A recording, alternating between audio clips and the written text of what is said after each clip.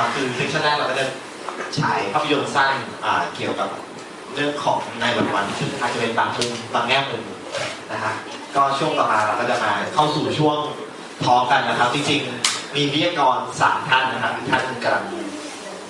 เดินทาง on the way นะครับผมก็ขอแนะนำท่านแรกก่อนละกันนะครับเมื่อกี้ก็แนะนำไปแล้วคือคุณก้องวิตีนะครับผมก็เป็นคอลัมนิสต์แล้วก็เป็นผู้กำกับภาพยนตร์เรื่อง OBL เมื่อกี้ด้วยนะครับผม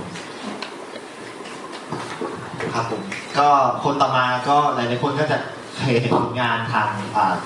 ผลงานวิเคราะห์วิจารณ์หนังนะครับผมก็คือคุณชยานินเตียนพิทยากรนะครับหรือคุณตี้นะครับการขับที่นั่งขับพอสมควรนะครับครับผมอันนี้หน้ามานะครับก็เอาเลยถามพี่ก้องก่อนเลยนะครับผมก็เมื่อกี้ก็ถามว่าอย่างภาพยนตร์ที่จบลงไปเนี่ยครับผมก็ด้วยความที่สายตาของคนไทยหลังจากเกิดเหตุการณ์เนี่ยครับด้วยความที่เหตุการณ์ในวันๆเนี่ยมันใกล้ๆกับเหตุการณ์ที่เริ่มเกิดความไม่สงบในภาคใต้เนี่ยสายตาที่เวลาคนมองมุสลิมเนี่ยเขามองยังไงบ้างครับอย่างก่อนหน้านั้นหรือก่อนที่จะเกิดเหตุการณ์และหลังจากเกิดเหตุการณ์เนี่ยมันเปลี่ยนไปเยอะไหมครับ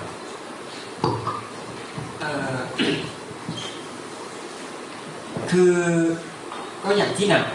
คือเราทำหนังมันผ่านไป10 ปีแล้วนะคือหลายๆอย่างที่คนพูดเนี่ยเขาก็อาจจะต้องย้อนนึกถึงสิ่งที่มันเกิดขึ้นกับเขาหลังจากที่ในนานวันมันเกิดขึ้นปี 2001 นะเมื่อกี้ที่บอกนิดนึงตอนจบของหนังเนี่ยมันเป็นเรื่องของที่คือปีที่แล้วนี่เบลเดนตายพอดีด้วยนะเดือนพฤษภาเบลเดนตายก่อนที่จะครบรอบในนานวันสัก3-4 เดือนอย่างเงี้ยจริงๆมันก็เลยกับเรื่องมันก็วน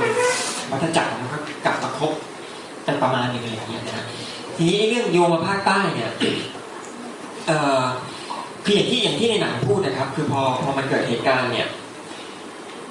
คือในระดับบุคคลเนี่ยนะฮะในระดับบุคคลเนี่ยมันก็พูดได้จริงๆว่าเรารู้สึกว่ามันมีคำถามมันมีสิ่งที่คนพูดมันมีสิ่งที่คนมองมันมีสิ่งที่เราสัมผัสได้จริงๆแบบคลื่นในสังคมหรือว่าเวลาเราไปเจอคนคือไม่ใช่ทุกคนนะฮะแล้วก็ไม่ใช่ว่าเราถูกกดดันหรืออะไรไม่ใช่ขนาดนั้นแต่มันปฏิเสธไม่ได้จริงๆว่าเราก็รู้สึกว่าคำถามหรือสิ่งที่เขาพูดหรือว่ากระแสโลกที่มันเกิดขึ้นอยู่เนี่ยมันทำให้เราคนที่เป็นมุสลิมรู้สึกว่าเราต้องอธิบาย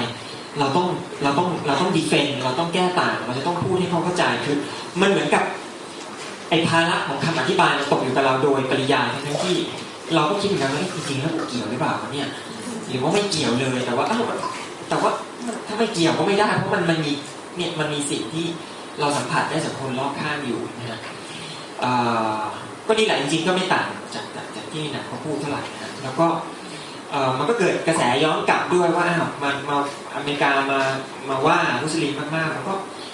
ไอ้ความแอนตี้อเมริกาหรืออะไรมันก็อาจจะเข้มข้นขึ้นจากที่มันเคยมีอยู่แล้วแต่ก่อนนะฮะทีนี้เรื่องใต้เนี่ยมันก็หลังจากบินลาเดนหลังจากในวันประมาณสัก3-4 ปี 2004ที่มันกลับมาปะทุร้อนแรงอีกครั้งหนึ่งเนี่ย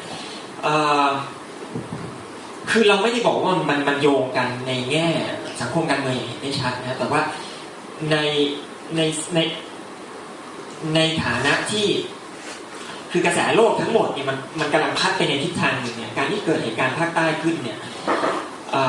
แล้วมุสลิมก็ถูกมองด้วยสายตาบางอย่างเนี่ย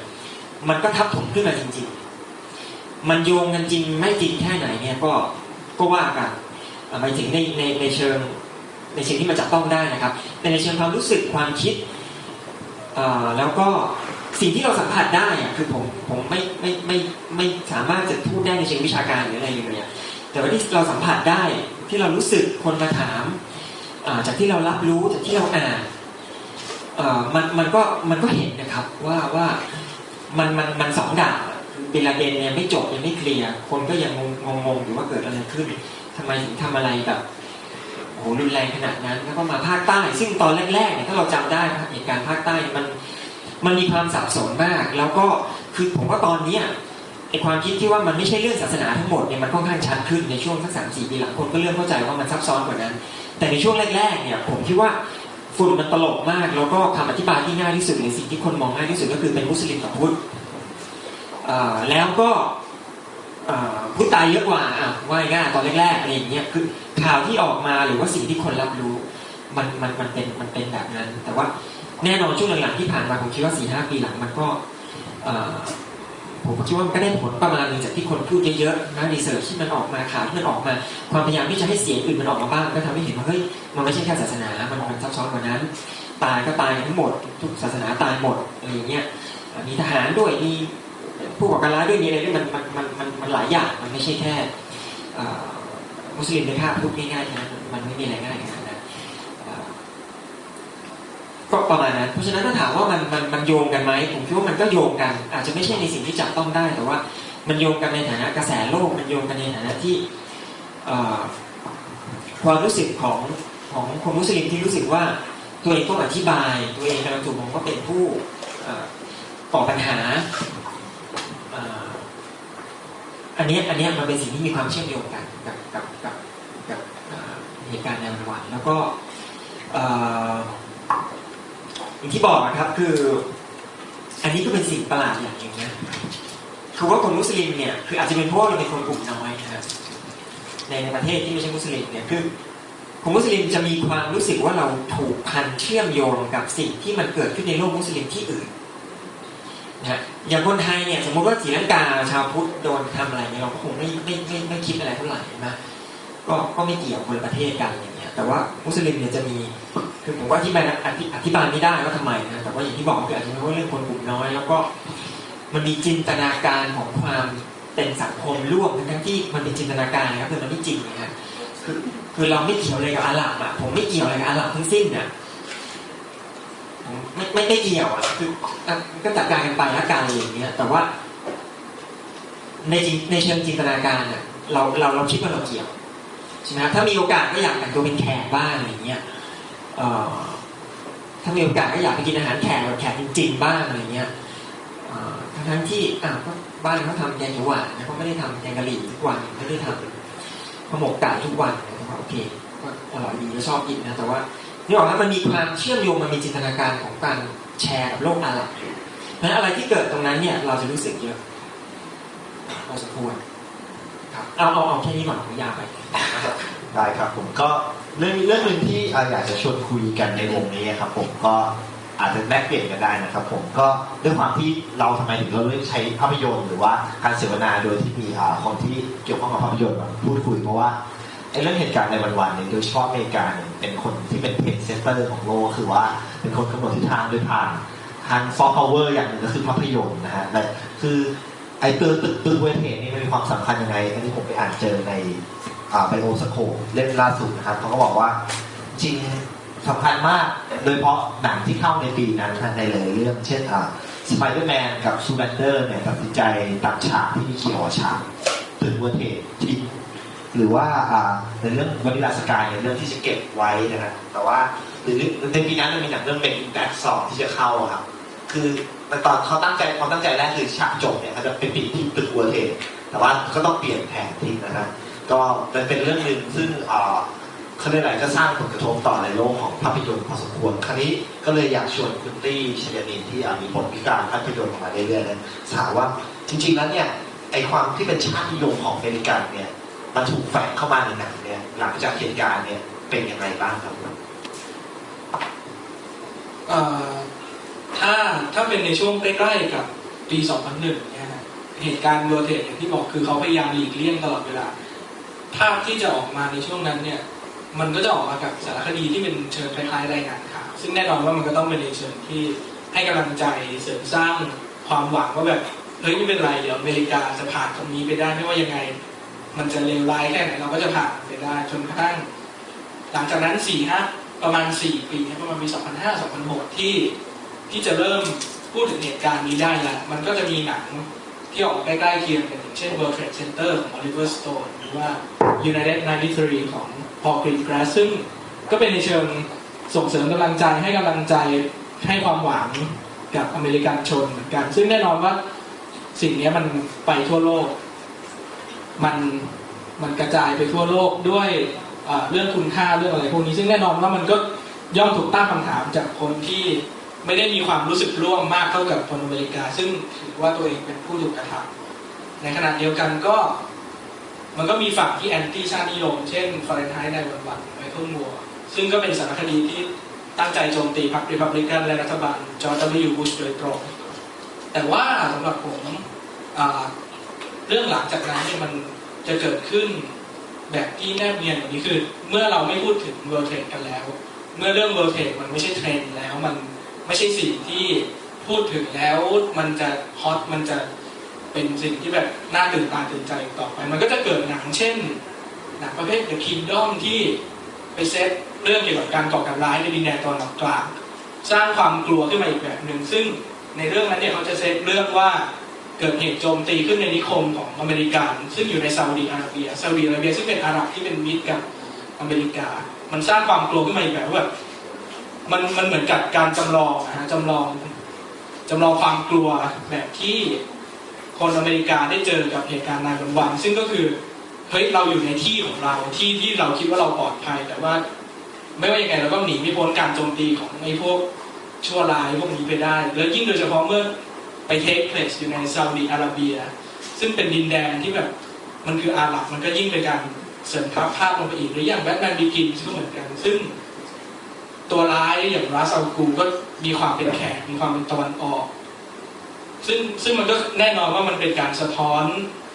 ความกลัวสะท้อนภาพจำอะไรบางอย่างจากนายวันลงมาในสื่อภาพยนตร์ผ่านทางหนังที่พร้อมจะเป็น pop culture อยู่ตลอดเวลาแล้วก็อยู่ในกระแสการส่งออกไปทั่ววัฒนธรรมของโลกครับผมย้อนกลับมาถามพี่ก้องนั่งอีกด้านหนึ่งของเหรียญนะครับผมก็จะถามว่าอันนี้เรื่องของการปลูกฝังค่านิยมของชาตินิยมอเมริกาเนี่ยแล้วสิ่งอะไรคือคติที่อยู่ในหนังหรือว่าทั้งของไทยหรือของอเมริกาที่พูดถึงชาวมุสลิมนะครับอย่างเช่นหนังหรือเพลงหรือ culture ต่างๆอะไรเงี้ยที่ถูกสะท้อนออกมาผมรู้สึกว่าคือเอาอย่างอเมริกาเนี่ยมันก็ง่ายๆที่ตีพูดนะว่าคือพอมีผู้ร้ายเป็นแขกๆหน่อยเนี่ยมันง่ายเนี่ยมันง่ายกับคนทำหนังคือมันต้องอธิบายเยอะนะคือราศีออร่าความน่ากลัวคือในเชิงซีเนมาติกอ่ะมันเวิร์กง่ายๆอ่ะเหมือนก็แต่งตัวเป็นนาซีมามันไม่ต้องอธิบายมากมันเป็นร้ายอะไรอย่างเงี้ยมันต้องง่ายดีไม่ต้องอธิบายเยอะไม่ต้องไปสร้างเซิร์ฟอะไรเยอะนะแล้วก็ฮอลลีวูดก็มันก็ไม่ได้ลึกซึ้งอะไรขนาดนั้นนะหรือว่าถ้าอะไรที่มันง่ายๆได้มันก็ทำไปอย่างเงี้ยเพราะฉะนั้นพอมันเยอะๆเข้ามันก็อาจจะคืออเมริกาก็ไม่รู้สึกอยู่แล้วแหละแต่ว่าคนทางฝั่งนี้ก็รู้สึกพวกในห้องมุสลิมเนี่ยมุสลิมจริงๆมันก็พูดได้หลายอย่างครับคือว่าบางทีบางคนถามว่าเราเซนซิทีฟยังไงหรือเปล่าว่าเราโอเวอร์เซนซิทีฟหรือเปล่าเขาไม่ได้คิดอะไรมากอย่างเงี้ยแต่ว่าเราไปคิดเองหรือเปล่าอย่างเงี้ยซึ่งอันนี้มันก็เป็นคำถามที่ว่ามันอยู่ที่ว่าแล้วอเมริกาล่ะอเมริกามีความเซนซิทีฟหรือเปล่าล่ะคือถ้าถามกลับไปด้วยคำถามเดียวกันแล้วคุณไม่เซนซิทีฟป่ะเนาะถ้าคุณไปว่าเขาโอเวอร์เซนซิทีฟแล้วตัวมันเซนซิทีฟหรือเปล่าว่าอาจารย์ทำอย่างนี้แล้วซ้ำเข้าไปมันจะเกิดผลอะไรมัน collective ความรู้สึกของคน perception ของคน collective แล้วมันยึดในเสียงภาพลักษณ์อะไรบางอย่างหรือเปล่าคนมุสลิมรู้สึกเยอะนะครับยิ่งเฉพาะโดยช่วงหลังในวันรู้สึกเยอะว่ามันจะถี่กันไปหรือเปล่ามันจะง่ายกันไปหรือเปล่าไม่รู้จะสร้างอะไรก็สร้างอย่างที่มันตัวลายที่มันเป็นหน้าแขกหน่อยหรือว่ามีอะไรที่มันชิ้นไปถึงตอนออกกลางหรือเป็นแขกหน่อยก็จะมันก็มันได้ผลทันทีแล้วก็ความต่อเนื่องแหละแล้วอิทธิพลของฮอลลีวูดซึ่งมันเยอะเหลือเกินอ่ะคือเสียงฮอลลีวูดมันดังมากมันก็เลยทำให้คนรู้สึกเยอะนั่นเองหนังไทยเนี่ยมีนะใช่ได้ครับมีนะค่อยนะไม่ค่อยนะคือก็อาจจะไม่คือคนไทยเนี่ยตั้งแต่เรื่องมีเหตุการณ์ภาคใต้เกิดขึ้นเนี่ยคือตัวผมเองส่วนตัวผมคิดว่ามันควรจะมีหนังภาคใต้หน่อยคือจะในมุมไหนก็ได้ดีไม่ดีอะไรก็ว่ากันไม่เป็นไรก็เดี๋ยวค่อยๆดูมันไปก็คือถ้ามันเราไม่เห็นด้วยเราก็วิจารณ์แต่ที่ปัญหาคือผมว่ามันไม่ค่อยมีเลยแล้วหนังไทยคือมันก็ไม่ค่อยตอบสนองไม่ค่อยรีจิสเตอร์ไม่ค่อยรีสปอนส์ต่อสิ่งที่มันเกิดขึ้นในประเทศเท่าไหร่นะฮะมันไม่ค่อยรีสปอนส์มันก็ทำอะไรก็ทำไปคือหนังการเมืองหนังเกี่ยวกับชนกลุ่มน้อยหรือหนังเกี่ยวกับปัญหาในประเทศเนี่ยมันก็เลยไม่ค่อยมีไม่นับไอ้พวกสารคดีหรือพวกอินดี้ซึ่งมันก็ฉายอยู่ในรูในอะไรก็หรือว่าในงานซึ่งคนไม่ค่อยดูอะไรแล้วก็มีคนทำไม่ใช่ว่าเราไม่ตอบสนองแต่ว่ามันไม่ได้มีอิทธิพลในเชิงกระแสวัฒนธรรมเท่าไหร่แล้วคำตอบที่ว่าทำไมมันไม่มีก็เพราะว่าไม่อยากโดนด่าไง คือเรื่องภาคใต้มันซับซ้อนแล้วมันมีเซนซิทีฟความเซนซิทีฟมากทำมาเดี๋ยวฝ่ายนู้นฝ่ายนี้ด่าแล้วพูดตรงๆแล้วกันครับมุสลิมจริงๆก็ตัวด่าคนอื่นเหมือนกันคืออะไรที่เข้าทางแบบพูดไปมันจะซับซ้อนคืออะไรที่แบบอะไรที่รู้สึกว่าคือผมว่าสิ่งที่มันน่ากลัวคือคนเรามองตัวเองเป็นเหยื่อเยอะเกินไปคือถ้ารู้สึกว่าตายแล้วเขามาทำฉันเป็นเหยื่อฉันเป็นเหยื่อพอมีอะไรเกิดขึ้นนิดนึงก็ต้องร้องแรกแหกกระเชอก็ต้องสะท้อนกลับไปด้วยความรุนแรงอย่างเช่นเรื่องการ์ตูนมูฮัมหมัดอะไรตอนนั้นน่ะใช่ไหมฮะที่ว่ามูฮัมหมัดหัวเป็นระเบิดอะไรนั่นน่ะคือมันก็ bad taste แล้วมันก็แบบมันก็ไร้สาระแล้วก็มันก็โอเคก็มีสิทธิ์ทำไหมก็มีสิทธิ์ทำแต่ว่าการที่พวกแขกออกมาแบบโอ้โหจะเป็นจะตายจะไปเผาจะอะไรมันก็ไม่ได้ครับมันก็ไม่เวิร์คครับมันไม่ดีต่อเราอะฮะมันไม่ถูกนะครับคือถ้าเราระแวงแล้วก็พารานอยว่าฉันเป็นเหยื่อท่องอยู่ตลอดมันอันนั้นอันตรายมากกว่าคือถ้าจะตอบสนองถ้าจะตอบโต้ถ้าจะสื่อสารก็ต้องมีสติแล้วก็ช่างใจดีๆแล้วก็พูดแล้วก็ส่งเสียงนะฮะถ้าเราบอกว่าอเมริกานั่นไม่ได้เว้ยมากดขี่แล้วมาสร้างภาพเป็นเยอะเกินไปก็ต้องหาทางสิจะทำยังไงจะตอบโต้กลับไปยังไงจะไปล็อบบี้ยังไงจะมาสร้างสื่อออกมายังไงแต่ว่าถ้าเกิดยิ่งไปทำให้มันเกิดข่าวไม่ดีมันก็ยิ่งไปเข้าทางไปเผาเผลอหุ่นไปอะไรมันไม่เวิร์กเท่าไหร่เนี่ยมันไม่ใช่ที่อ่ะแล้วมันไม่ได้มีประโยชน์ต่อการเคลื่อนไหวที่มันมีอยู่เลยนะผมคิดว่าอันเนี้ยคืออีกอย่างนึงก็คือถ้าพูดเรื่องมุสลิมก็ต้องพูดเรื่องยิวมุสลิมก็คือถ้าพูดแบบหยาบๆก็คือใช้เทคนิคยิวไปหน่อยคือยิวก็คือมองตัวเป็นเหยื่อเยอะมีปัญหาอะไรก็เอารูปโฮโลคอสต์ตั้งก็จบทุกคนไม่กล้าพูดเงียบมุสลิมต้องไม่ทำอย่างนั้นนี่นะต้องไม่ทำอย่างนั้นก็คือโอเคจะคิดว่าเราถูกกระทำจริงหรือไม่จริงก็ว่ากันไปในเคสแล้วก็ตอบโต้ไปสื่อสารไปแต่ว่าอย่าเหมารวมแล้วก็อย่าแตกตื่นซึ่งตอนนี้มันควบคุมไม่ได้นะพอมีเหตุอะไรมันจะระเบิดเร็วไปหน่อยซึ่งผมว่าแล้วสุดท้ายมันยิ่งสะท้อนกลับมาอย่างนี้ไม่ดีเท่าไหร่ก็ยังไงขอกลับมาที่ตี้แล้วกันนะครับผมก็ด้วยความที่เคส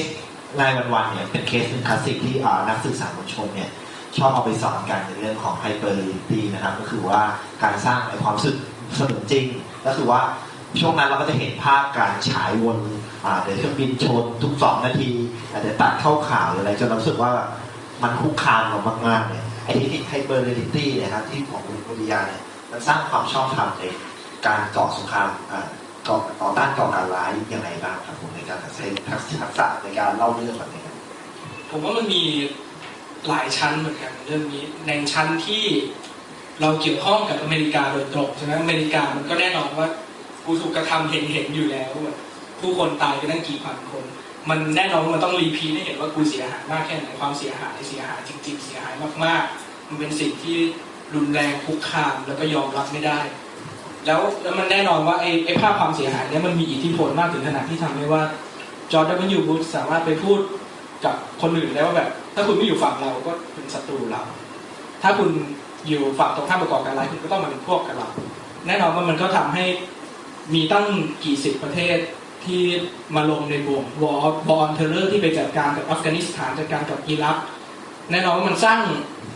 เรื่องราวขึ้นมามากมายสร้างเรื่องของ weapon of mass destruction สร้างเรื่องว่าบิลลาเดนไปอยู่ที่นู่นบิลลาเดนไปอยู่ที่นี่สร้างอะไรก็ตามที่มันทำให้เกิดความชอบธรรมทั้งหลายที่จะสุดท้ายแล้วเข้าไปก่อสงครามในนามของคุณธรรมต่างๆและในอีกชั้นหนึ่งในประเทศอย่างไทยเรานี่แหละประเทศที่ดูห่างมากดูแทบจะไม่เกี่ยวข้องอะไรกันเนี่ยผมว่ามันมีความเกี่ยวข้องกับที่พี่กองพูดเมื่อกี้ว่าอย่างคนในโลกมุสลิมเองก็จะมีความรู้สึกเชื่อมโยงกับมุสลิมทั้งโลกและในขณะเดียวกันคนที่ไม่ได้เป็นมุสลิมเนี่ยก็จะมองมุสลิมในลักษณะนี้เหมือนกันก็คือจะมองว่ามุสลิมทั้งโลกมันมีความเชื่อมโยงกันและแน่นอนว่าเมื่อภาพของมุสลิมที่ถูกสร้างเรื่องให้เป็นผู้ก่อการร้ายให้เป็นตัวร้ายของประชาคมโลกไปแล้วเนี่ยมันก็ย่อมมาเกี่ยวข้องกับมุสลิมในไทยเองด้วยซึ่งตรงนี้ผมมองว่ามันเป็นอีกชั้นหนึ่งของเรื่องราวที่คนอาจจะไม่ได้รู้สึกตระหนักเราอาจจะมองว่าเรากำลัง แอนตี้หรือเรากำลังวิพากษ์เหตุการณ์เกี่ยวกับ3จังหวัดภาคใต้ด้วยสถานะที่ว่ามันเป็นเรื่องในประเทศเรา มันเป็นเรื่องแบ่งแยกดินแดนหรืออะไรก็ตาม แต่เราจะมองมันเหมือนเป็นเรากำลังวิพากษ์กิจการภายในประเทศแต่ในขณะเดียวกันเนี่ยผมมองว่าไอ้ทัศนคติที่มันตกค้างมาจากเรื่องของไฮเปอร์เรียลิตี้ต่างๆที่เกิดจากการสร้างและผลิตซ้ำและอะไรต่างๆของอเมริกาจากเหตุการณ์ในวันๆเนี่ยมันเข้ามาซ้อนทับกับทัศนคติที่เรามองมุสลิมและมองปัญหาที่ถูกจับผู้ตรงข้ามที่เป็นมุสลิมกับพุทธค่อนข้างมากและในขณะมันทำให้เราไม่รู้สึกต่อต้านกับวอร์เทอร์เลอร์จนกระทั่งทุกอย่างมันแดงออกมาในช่วงหลังจากนั้นอีก 2-3 ปี เราถึงหันกลับมาวิพากษ์วิจารณ์ว่าเฮ้ยไอ้สงครามต่อต้านการก่อการร้ายที่อยู่ในอัฟกานิสถานกับอิรักเนี่ยมันท่าทางจะไม่ใช่ละเราถึงค่อยกระเถิบตัวออกมาจากเรื่องนั้นได้ แต่ว่าในเรื่องทัศนคติของมุสลิมเนี่ยผมว่าเรายังไม่ได้ออกมา เรายังติดอยู่กับทัศนคติและเรื่องราวที่มันเกิดขึ้นและต่อเนื่องมาจากเหตุการณ์ในวันๆคราวนั้นอยู่ สมมติว่าให้ตี้แนะนำภาพยนตร์สักเรื่องที่เกี่ยวกับเรื่องในวันๆหรือเหตุการณ์ที่เกี่ยวข้องเกี่ยวเรื่องเนี่ยฮะให้ผู้ชมได้ให้หาชมเลยฮะอยากจะแนะนำเรื่องอะไรเพราะอะไร ผมจริงๆผมก็ตามดูไม่ได้เยอะมากแต่ผมจะรู้สึกโอเคกับเรื่อง September 11 ซึ่งเป็นหนัง11 เรื่องที่เขาให้ผู้กำกับ11 คนมาทำหนังสั้นยาวเรื่องละคนละ11 นาทีหรือ9 นาทีผมไม่แน่ใจซึ่งเป็นผู้กำกับทั้งโลกแล้วก็แต่ละเรื่องในแต่ละคนเนี่ยเขาก็จะเล่าเรื่องของนายวันๆจากมุมของเขาเองมุมของชาติตัวเองซึ่งมันแสดงให้เห็น